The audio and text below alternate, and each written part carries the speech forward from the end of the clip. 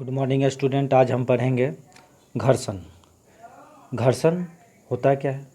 संपर्क में यदि दो वस्तुएं रखी हुई हैं, उनके मध्य एक बल कार्य करता है जो गति करने में वस्तु का विरोध करता है। यह बल घर्षण बल कहलाता है और यह बल सदैव वस्तु की गति की दिशा के विपरीत कार्य करता है।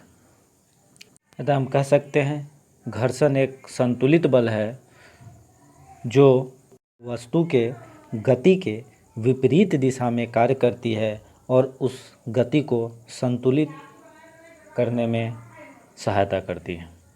इसे दो भागों में बांटा गया है, एक स्थैतिक घर्षण और दूसरा सीमांत घर्षण।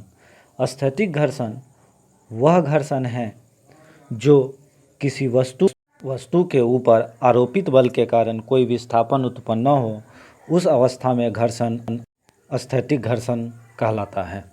और स्थैतिक घर्षण का सबसे उच्चतम मान को या चरम मान को हम सीमांत घर्षण कहते हैं। और सीमांत घर्षण पे वस्तु बस चलने की अवस्था में होती है और किसी वस्तु के गतिज अवस्था में उसके गति में होने पर जो घर्षण उस वस्तु पर कार्य कर रही होती है वो गतिज घर्षण कहलाती है।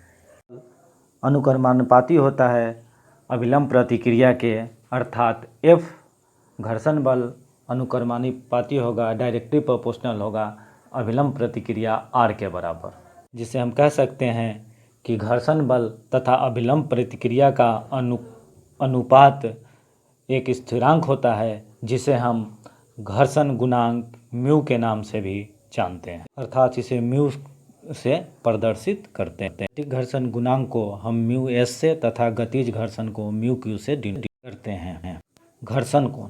सीमांत घर्षण की अवस्था में सीमांत घर्षण बल Fs तथा अभिलंब प्रतिक्रिया R के परिणामी बल S द्वारा अभिलंब प्रतिक्रिया R के साथ बनाए गए कोण को घर्षण कोण कहते हैं।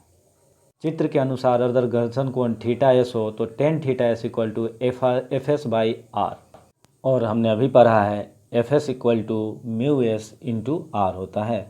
अतः टेन फाई इज बराबर mu S R by R, अर्थात tan phi equal to mu S, यानी टेन फाई घर्षण गुणांक बराबर घर्षण कोण बराबर टेन इनवर्स घर्षण गुणांक।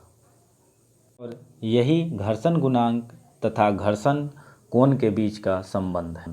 तो घर्षण हमारे दैनिक जीवन में बहुत लाभकारी भी है और हानिकारक भी है। जैसे लाभ हैं कुछ हमारे कि घर्षण के कारण ही हैं एक सतह के ऊपर दूसरी सतह का संतुलित तथा नियंत्रित गति प्रदान किया जा सकता है। और हानियाँ, बहुत सारी हानियाँ भी हैं, क्योंकि मशीनी क्रियाओं में शक्तियों का जो नुकसान होता है, ये जो कि हीट क्षय इत्यादि में व्यर्थ चली जाती है, वो घर्षण की हानियाँ हैं। इससे उष्मा उत्पन्न होती है घर्षण के कारण, जिसके कारण कल पुर्जों का जो है खराब हो जाते हैं, घिस जाते हैं और वो काम सही से नहीं करते, मशीन की दक्षता कम हो जाती है।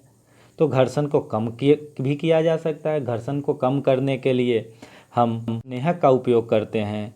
तो स्नेहक जो है दो गतिमान वस्तुओं के बीच में लगाया जाता है जिससे घर्षण कम किया जा सके। सामान्यतः स्नेहक तीनों अवस्था में पाए जाते हैं, जैसे तरल, पेस्ट और ठोस अवस्था में। तरल अवस्था में जैसे जल या ऑयल, पेस्ट में ग्रीस और ठोस में ग्रेफाइट चूर्ण का उपयोग करते हैं हम लोग स्नेहक के तौर पे। तो स्नेहक का उपयोग हम उसकी आवश्यकता और उसके गुणों के आधार पे चुनते हैं कि किस स्नेहक का उपयोग